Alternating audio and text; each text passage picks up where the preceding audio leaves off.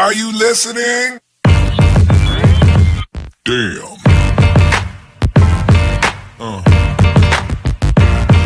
Yeah. Yeah. Another episode of Trash Talk. I'm Damian Hill. With me, as always, is TJ O'Connor. Signature blunt in his mouth, or did it come out already? Yeah, there we go. And then with us tonight is James Clark, owner of Valhalla Combat Sports and Valhalla Combat Sports Promotion. Tonight we're giving a breakdown of the Valhalla Combat Sports card going down June 20th today. But before we start, Trash Talk is brought to you again by Valhalla Combat Sports Incorporated, Ink Shrink Statue out in New Brighton, Minnesota, Spartan Martial Arts, the Striking Institute, of course, James Clark Sports Psychology and Hypnosis Therapy, The Fighters, and TJ's mom. I said Ink Shrink Statue and Origin Wellness, right? If not, they deserve to be said twice. Boom. How are you doing tonight, Jim? Good. Yourselves? Doing good. Yeah, I can't complain. I get hype every time I hear the sponsors of the show. So, I'm feeling good right now. And we're here to talk about fights, live fights. So, I'm on 10 right now. Yeah. First question, before we give the rundown of the card and all of that, how does it feel to be the only promoter, in Minnesota anyway, that has put on fights during the quarantine and then also being the first fight promoter back? Yeah, I look at the shows maybe a bit different, especially the last one. The last one didn't make any money at all. I just wanted to have some fights just to keep the game going, because if you stop something, it's harder to get it going again. It's just easier just to keep something rolling. So I did it just for that reason, just to keep it going, and also to see if I was going to go to jail or not. I didn't want to miss that. Just the gamble, just Yeah, roll the dice. Roll the dice. Yeah. Well, did you at least break even or come close to it? Actually, full disclosure, the show made $218. So that's like that's like a Happy Meal. Yeah, I'm like, how much does it cost to put on a show and also pay the fighters and then also pay the rent for the facility, which is the gym and all that? Like, we're not going to get into all. I'm just raising those questions to all the people that are speculating how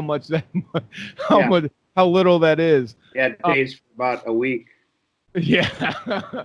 So I guess that I just tip my hat to you just for putting on the show and willing to take that loss. One, for the fighters to be able to get some competition, and then one, to get the fighters some competition, and then two, to give the fans some live fights, the fans that were able to watch, because you did allow us to go live with the fights, and I know a bunch of fans enjoyed that because our message boards totally fucking up after that.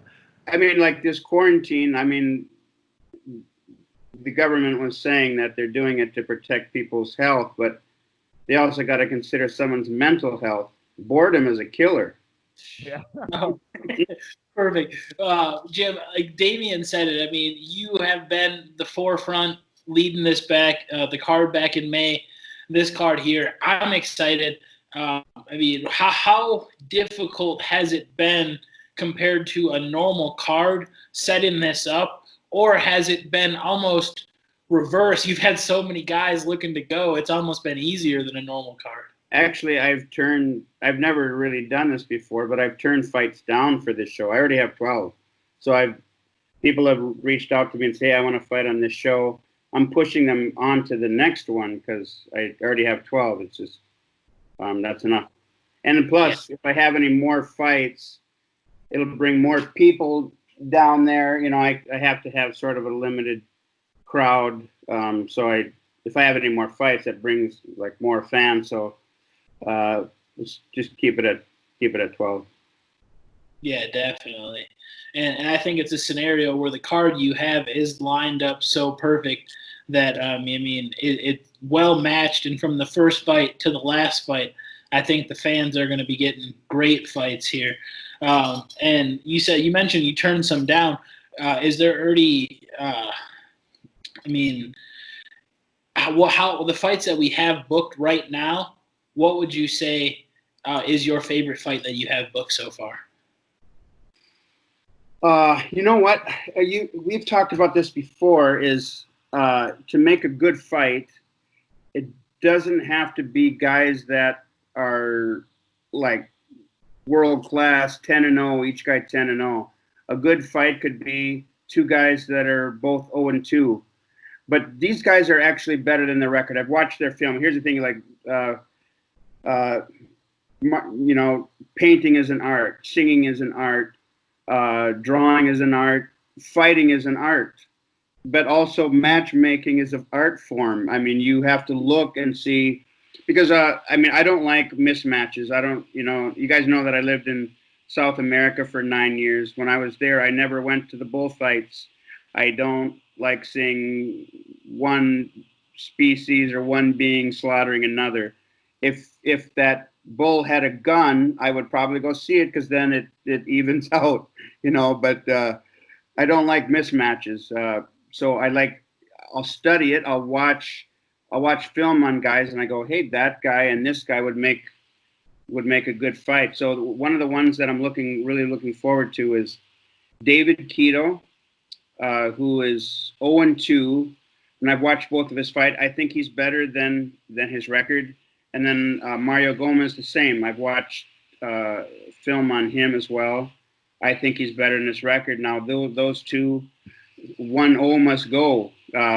One of them is going to, unless it's a draw, one of them is going to get their first win. And that's, I'm glad I was able to do that for one of these fellas, Definitely. And going over, I should run through the card here. Sure. Just the fans of a full lineup.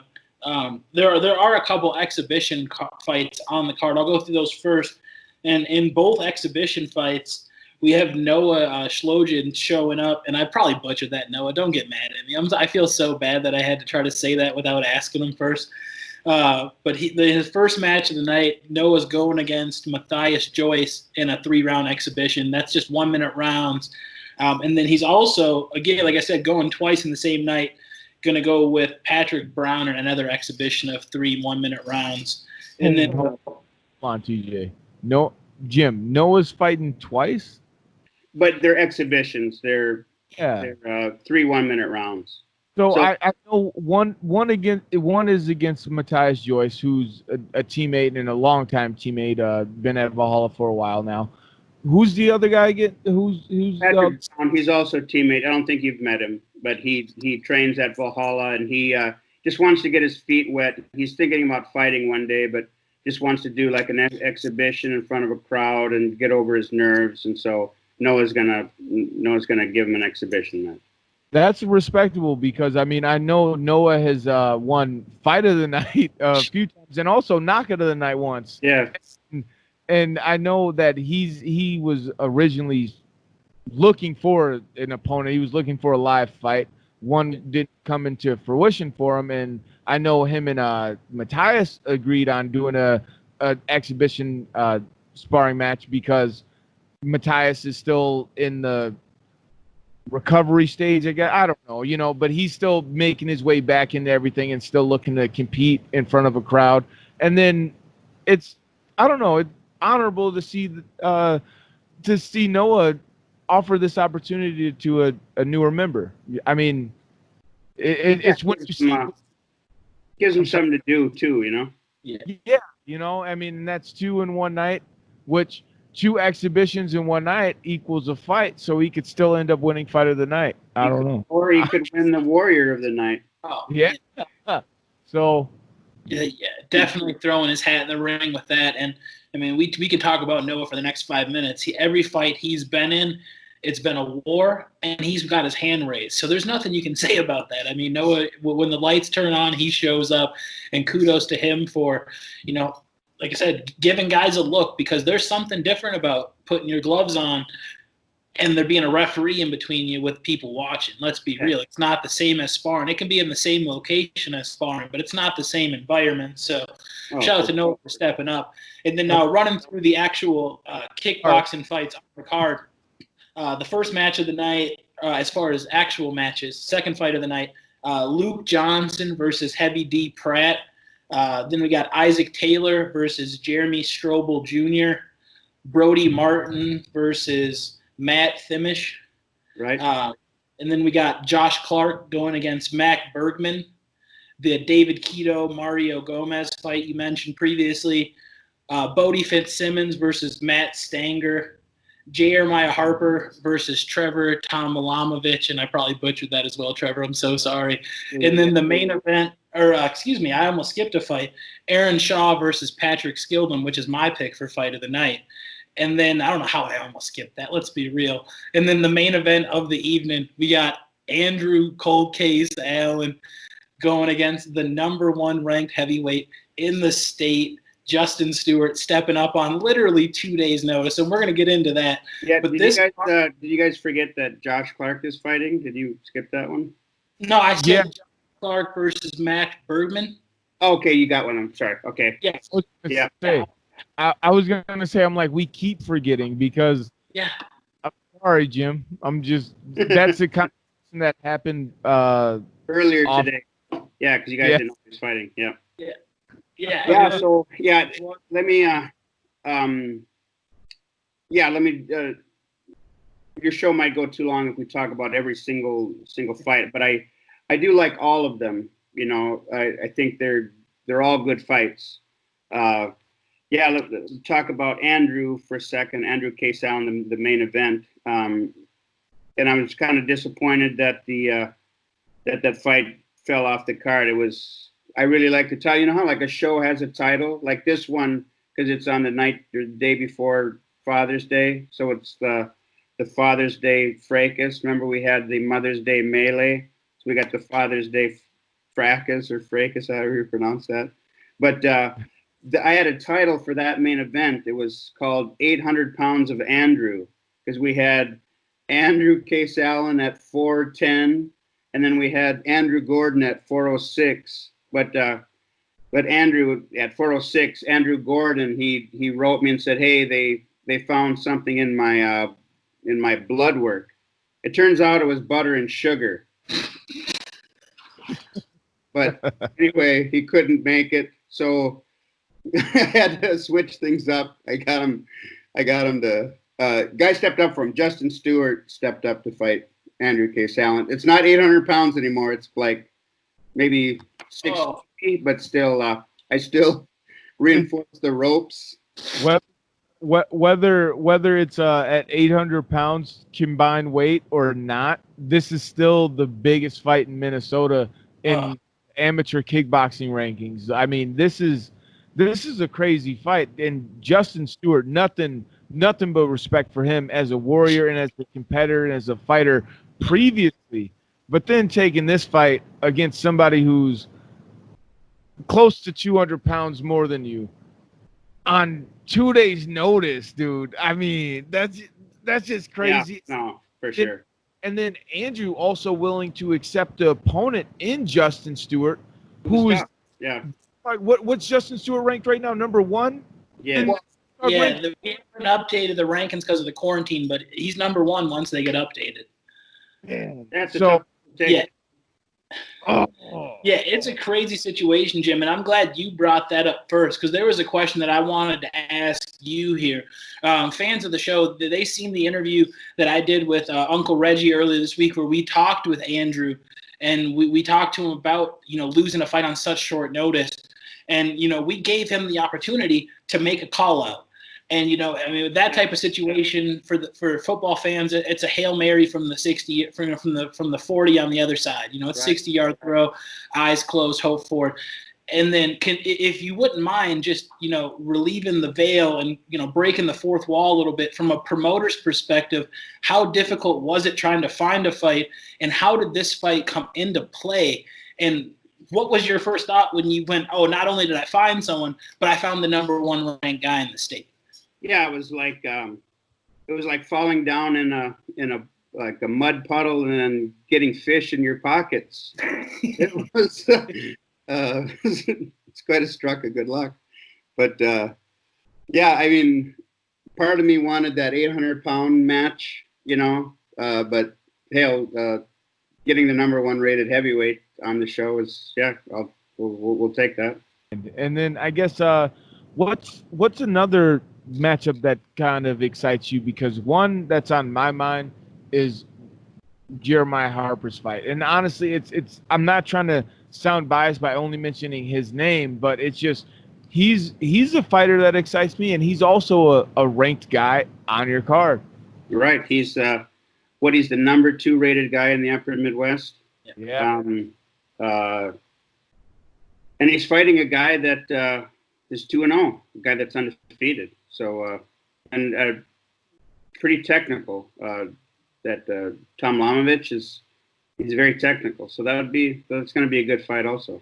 Yeah, I feel like that's a great fight. Like you said, we talked to Jeremiah, got his feeling on it, and it was one of the questions I asked him. On paper, this isn't going to be the most high-profile opponent he's had. I mean, if you look at Jeremiah's MMA record, he has fought literally everybody you can name, in the ranking. So I asked him one of the things that he can get up on, and he mentioned, he goes, I've seen this guy's fights. He's tough, and I fought on the same card as Trevor back in March, so I missed his fight. It was right before mine. So I had a chance to rewatch. He actually had a rematch with the same guy on the May card, and I had a chance to watch it on the Trash Talk live stream. Be sure to check it out. And like you said, he showed up and got out, and I think this is a great fight. Technically, what type of challenges do you think he brings to Jeremiah, who is predominantly a grappler? Let's be real, fighting in a striking fight. Well, you guys know this like more than anybody. There sometimes can be a difference between a martial artist and a fighter. That there's a guy that's technical, that's trained for a while, that knows what he's doing, but then you get a guy that just can fucking fight, So that's the dichotomy I think here. Trevor Tomlamans, he had to gut it out too a little bit with that Jesse Langsey, who's no slouch. He had in any fight, even though if it's a technical battle, you still have to gut things out there. But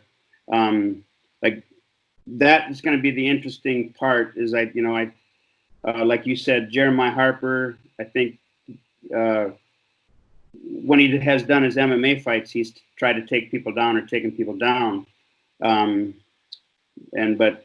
then Trevor is like his stand-up is very technical. But I think it's going to be a very good fight just because you have that guy who's maybe more technical, but a guy that has been in wars, because Harper has fought all rated guys. His fight with Josh Clark against the number 1 rated guy. He's fought him twice. He's fought that what's his name? Ricky Field, who is also highly rated and knocked people out. Ricky Field has knocked people out, and Jeremiah Harper, finished him. So I think that's what I look at in that fight is, how's that going to go? Is the technical, what do you call it? The finesse fighter going to get his way, or is the guy that more of a mauler is going to get his way? You know what I'm saying? That's how I see that fight, and it could go either way. Yeah. Oh my God. I feel like there's so many fights on this card that we could sit here and have this conversation about. Oh my God. I want to break down every single fight specifically, individually for everybody, and just give our thoughts on all of them. But man, that would take too long. But is there any other fight on the card that excites you, or that you were excited where both guys agreed for the matchup?